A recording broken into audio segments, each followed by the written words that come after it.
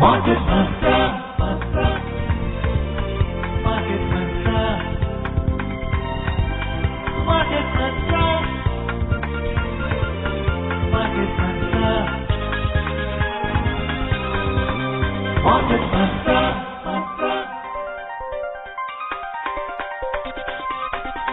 Market Mantra. Welcome to this edition of Market Mantra, in which we give you a complete update on the economic, business and stock market news of the day.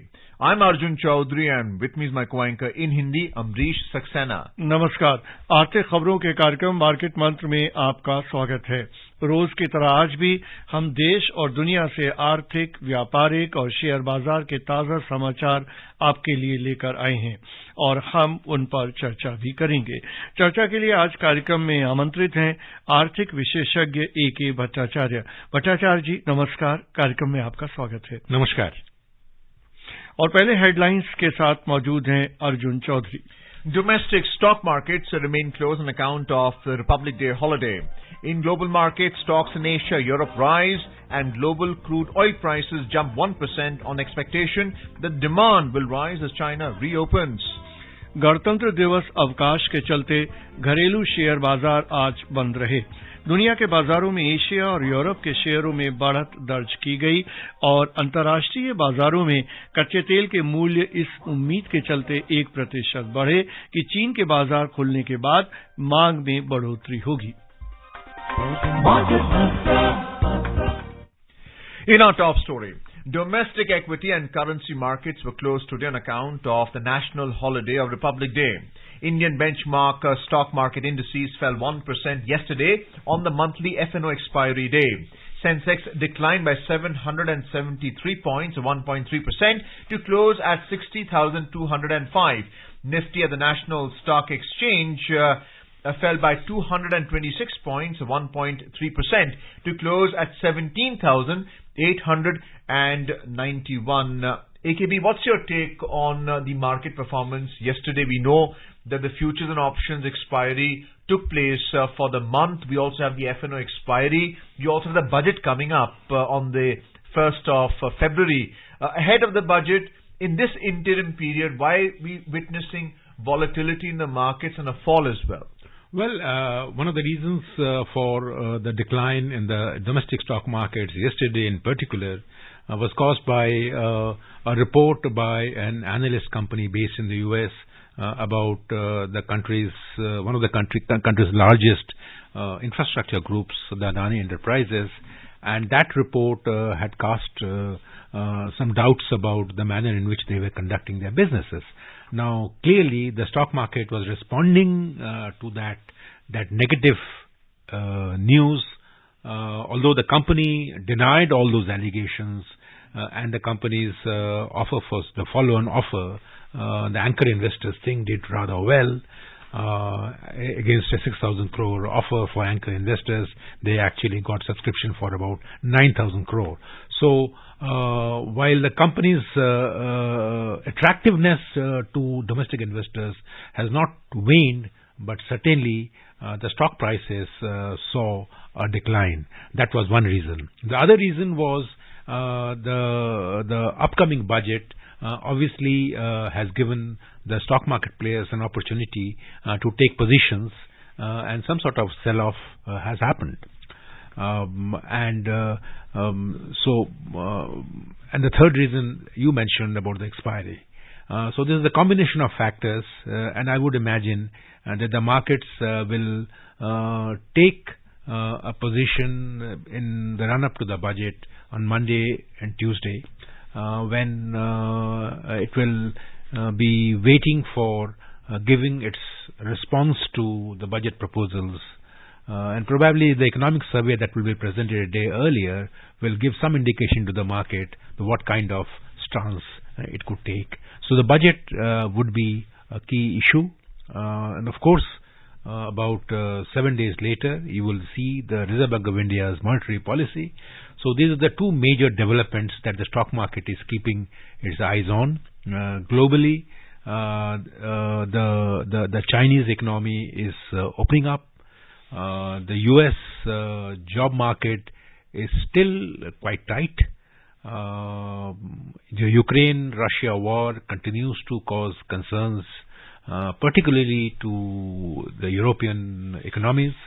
So therefore, the volatility in the global markets will continue, which is going to have an impact on the stock markets. But the domestic situation will be largely be driven by what happens on 1st of February and a week later by the Reserve Bank of India's Monetary Policy Committee deliberations.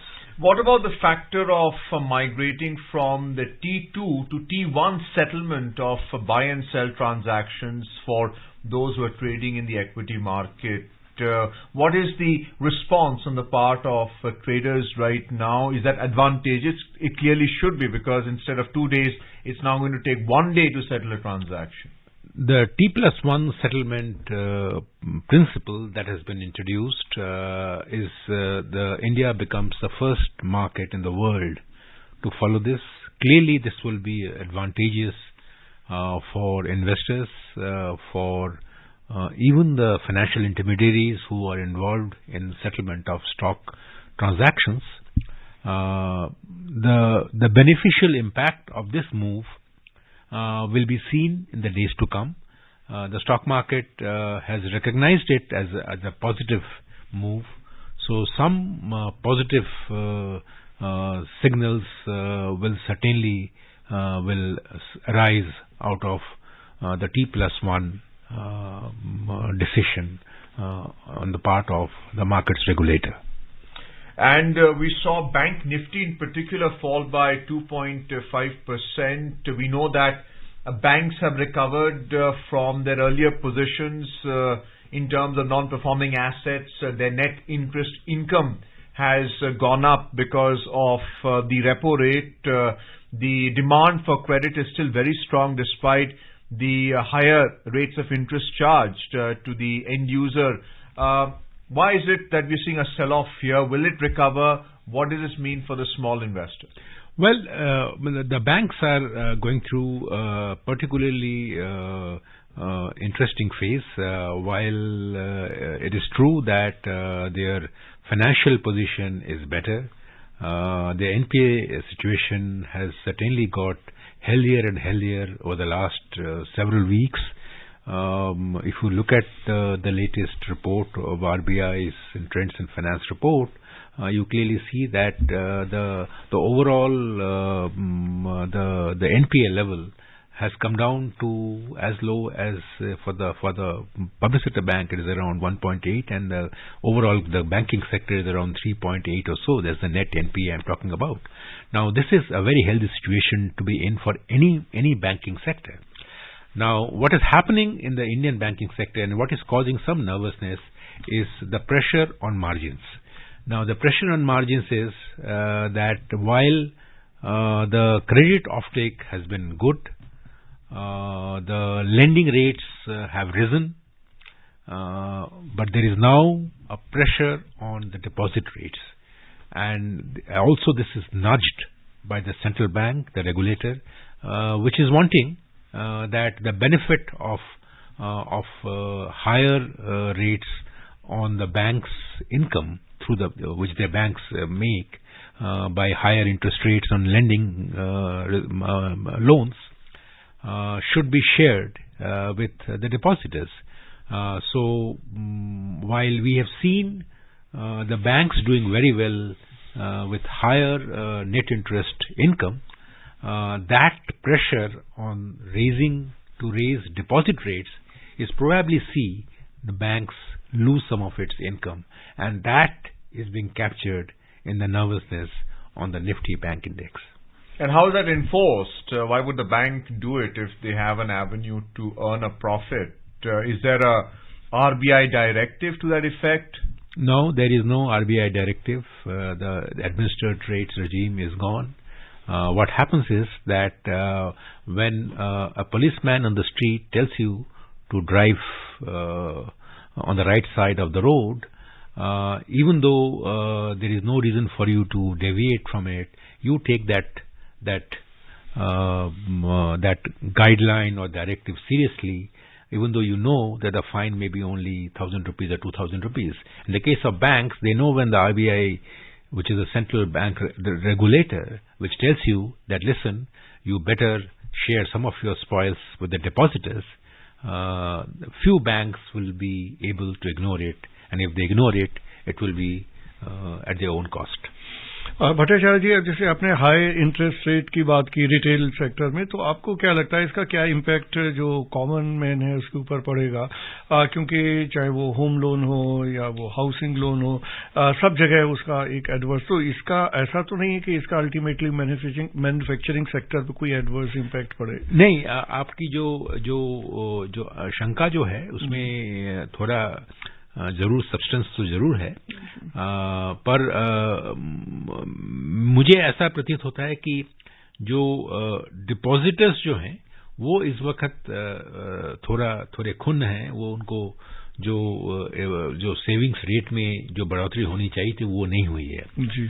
जो लोगों ने loan लिया है, जैसे home loan की बात आपने की, उनमें तो उनको होम लोन में जो इंटरेस्ट रेट, लेंडिंग रेट जो बढ़ गया है उनका, तो उनका तो इम्पैक्ट हुआ है। पर जो सेवर्स जो हैं उनके लिए कोई ऐसा कुछ प्रावधान नहीं आया है सिस्टम में जिससे कि उनकी इनकम, आमदनी इंटरेस्ट से थोड़ी उसी तरह से वो इंटैक्ट रहे। समस्या ये है कि अगर आपका सेविंग्स नहीं बढ़ेगा तो वो जो इन्वेस्टमेंट में थोड़ी बहुत इम्पैक्ट जरूर आएगी, क्योंकि हमारी जो हाउस होल्ड सेविंग्स जो है उसका जो ग्रेजुअल डिक्लाइन जो हुआ है, जो कम आ हुई है, ये बहुत ही एक अलार्मिंग रेट में कम हुई है। तो हाउस होल्ड सेविंग्स हमारे देश में सबसे ज्यादा एक बहुत बड़ा एक महत्वपूर्ण एक हिस्सा है सेविंग्स का। तो वो हाउस होल्ड सेविंग्स इस वक्त थोड़े बहुत प्रेशर में है, और रिजर्व बैंक ऑफ इंडिया या सिस्टम, फाइनेंशियल सिस्टम की यही एक प्रयास है कि किस तरह से वो डिपॉजिट रेट को जो आगे करके ऊंचा करके, जिससे कि लोग और भी अपने जो पैसे जो हैं सेविंग्स जो डिफरेंट इंस्ट्रूमेंट्स में रखे। आपने देखा होगा सरकार ने भी जो अपने जो स्मॉल सेविंग्स रेट जो हैं, जो ईपीएफ के जो रेट्स हैं, उसमें भी थोड़ी बहुत वृद्धि हमने देखी है पिछले 2-3 हफ्तों में। So do we expect now the behavior of the saver to be pushed into riskier assets like equities? Do you see them get into that more, or maybe go into mutual funds, have a fund manager invest for them and get them a higher rate of return as opposed to what the bank offers? Well, the situation already that obtains right now, the savers are in two minds. So they find the equity market a little volatile, the debt market not giving them good returns, even to take care of the inflation. So therefore, and the gold and real estate, the markets have not fully developed to that extent. So, which is why I'm saying is this, that the savers have very few choices now. What is being attempted is to increase the deposit rates to some extent so that the savers have at least some recourse in protecting their income levels from the money they would like to keep in the banks or invest. What about FIIs? They've been the net sellers in the market yesterday, 2,394 crore rupees as net sellers. The DIIs were the net buyers, but only to the tune of 1,378. How long do you expect the DIIs to offset the selling action on the part of FIIs, and will that change with the budget announcement? Do you see a change in the behavior? Let me say that it is not that because FIIs are pulling out, DIIs come in. DIIs come in because their information and their positioning in the market is governed by many factors that are different from the way the FIIs come into the market. When the FIIs come into the market, there are much more than the domestic factors that are at play, which are the international situation, the emerging market dynamics, and also what is happening in the US market particularly. Now, there is clearly the Fed has not completely withdrawn or completed its exercise in raising the rate. The rate hike cycle has nowhere near coming to an end. So therefore, the FIIs still feel that probably their investors will get more money if they stay invested in the American market, US markets.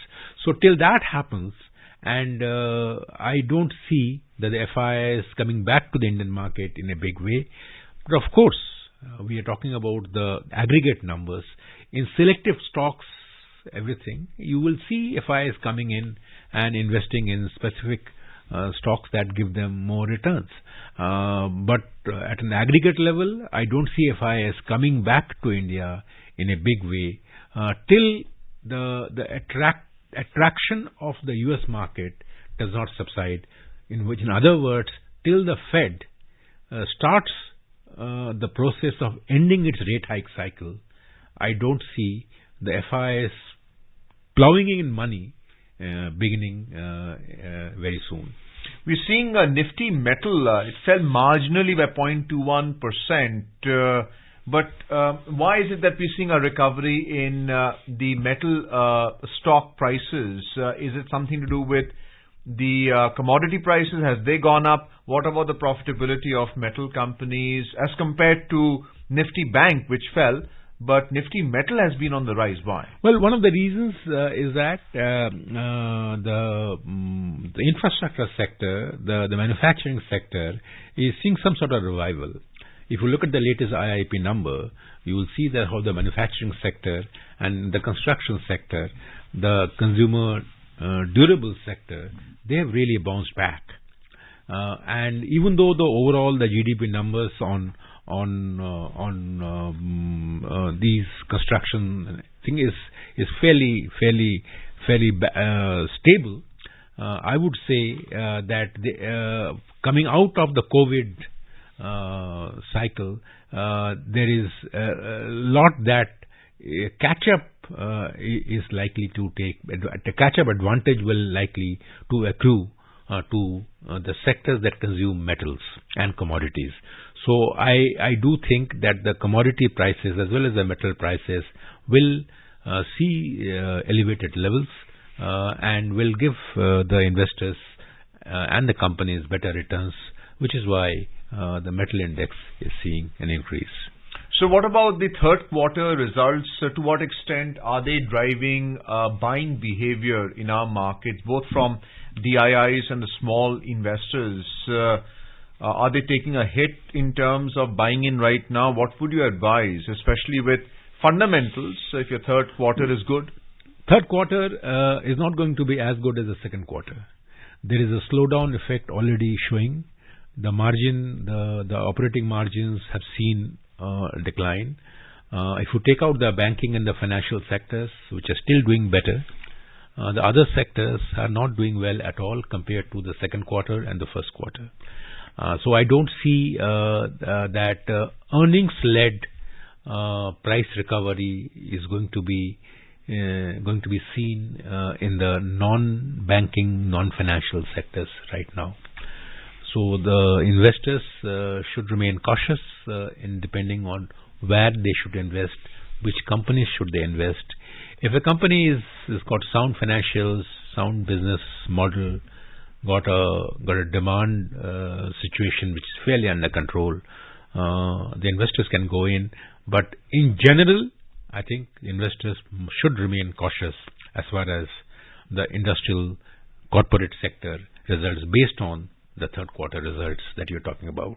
What about the fourth quarter and obviously the GDP that's going to result from all the macroeconomic activity? What are the expectations or projections for the fourth quarter? If you look at the National Statistical Office's numbers, you will have noted that the first half growth of the Indian economy was over 9%, and the second half of the economy is just about 4 and 4.5%. So clearly, the overall Indian economy, it will be decelerating almost to 50% less.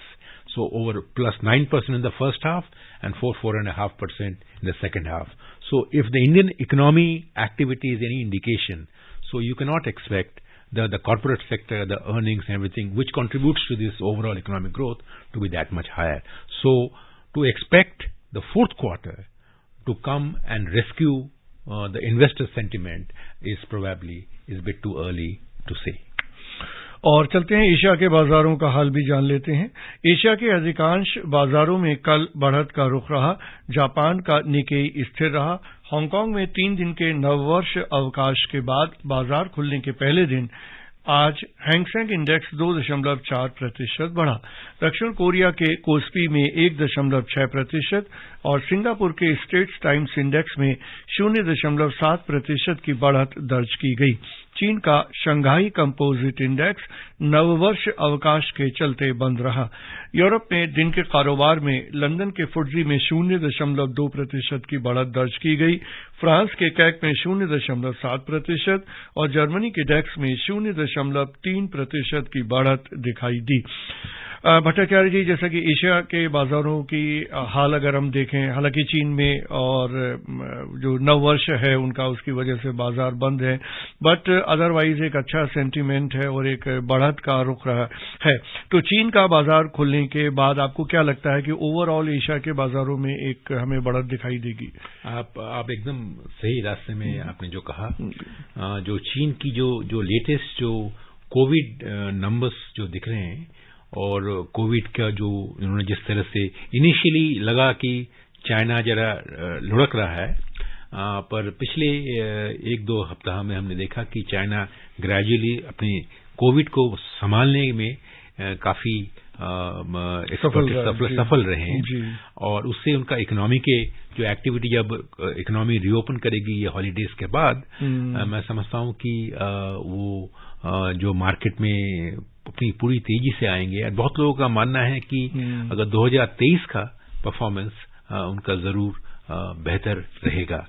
उसको देखते हुए मैं समझता हूं कि Asian market particularly काफी bullish लगने का आसार दिख रहे हैं। तो ऐसे में आपको लगता है कि इंडिया के बाजार पे भी कुछ इसका पॉजिटिव असर हमें दिखेगा? इंडिया के में पॉजिटिव आएगा, उसके ऊपर निर्भर करेगा। जरूर इसका एक पॉजिटिव नॉक ऑन इफेक्ट आएगा, पर उसके साथ साथ हमें देखना पड़ेगा किस तरह का बजट आता है, किस तरह का आरबीआई मॉनेटरी पॉलिसी स्टैंस आता है, वो अकोमोडेटिव बन जाता है कि नहीं।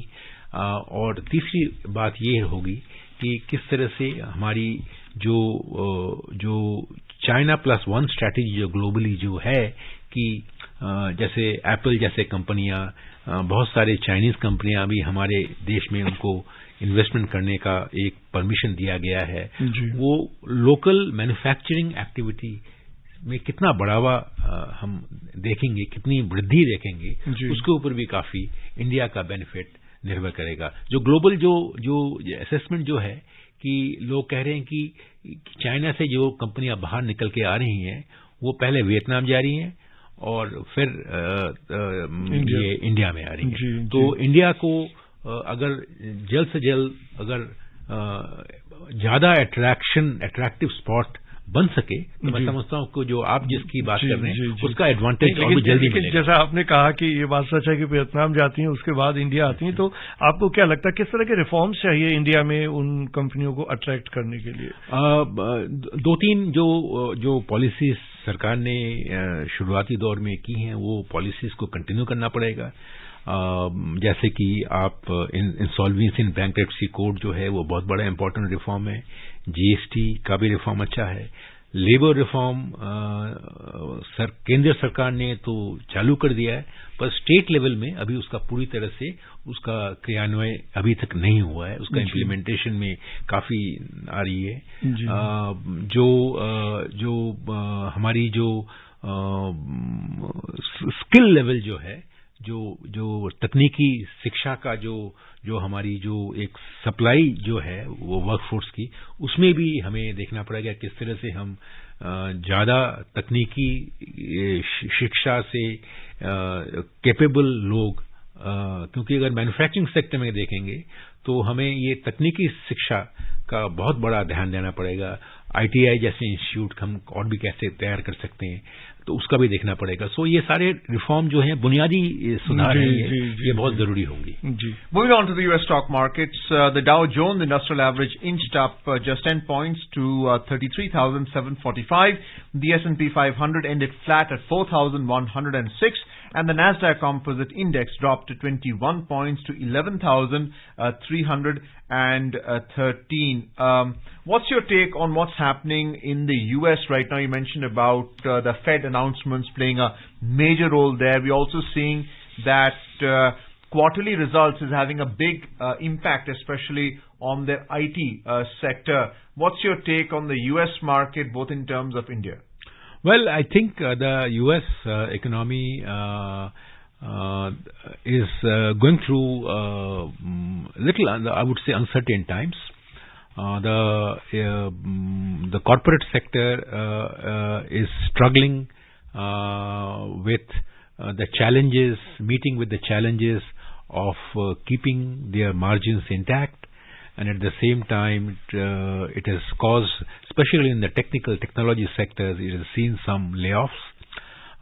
Even though the overall employment numbers are not that bad, my sense is that the recession that we are talking about will probably be a short-lived recession. It will not be a deep, long, durable recession. So, but there would be clearly a decline in output. In India, what its impact it will be, I think it depends how soon the Fed reverts to its quantitative easing policies, and once that happens, then I would imagine that the Indian markets will respond positively to what is happening in the U.S. Debt yields have also gone up substantially, both for the 6-month short-term and the long-term debt treasuries. Absolutely. I think that is also something that is pulling money back into that market. Let's have a look at how the oil market has performed. Global crude oil prices rose 1% on expectations that demand will strengthen as the top oil importer China reopens its economy, and on news that U.S. crude inventories have risen less than expected. Brent crude oil prices rose 78 cents to $86.90 a barrel. U.S. crude gained 75 cents to $80.90 per barrel. U.S. crude inventories edged up by 533,000 barrels to 448.5 million barrels in the week ending January 20. The Energy Information Administration said that was short of forecast for a 1 million barrel rise, though the EIA says crude stocks are at the highest since June 2021. So the United States is very secure in terms of their inventory level, the strategic level for oil. But what does this mean for the global prices? They seem to be edging up now that China has reopened its economy. Where does India stand briefly? Well, for India, this is not necessarily a good news because if crude oil prices go up with the Chinese demand reviving itself, prices will go up. Right now, they are around $80. The India basket crude oil price is around $80.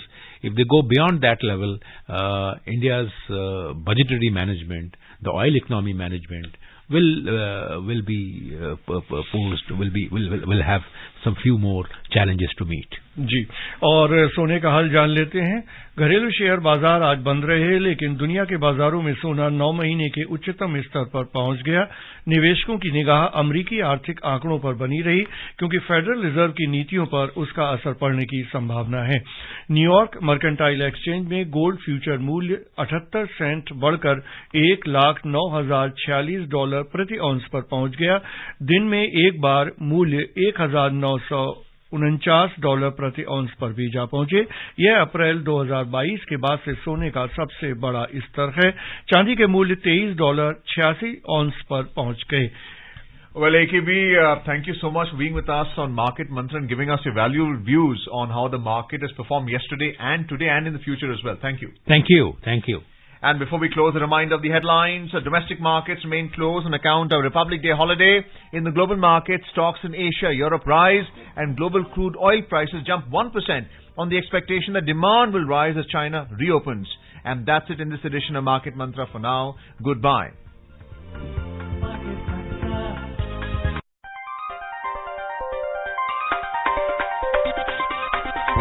Market Mantra.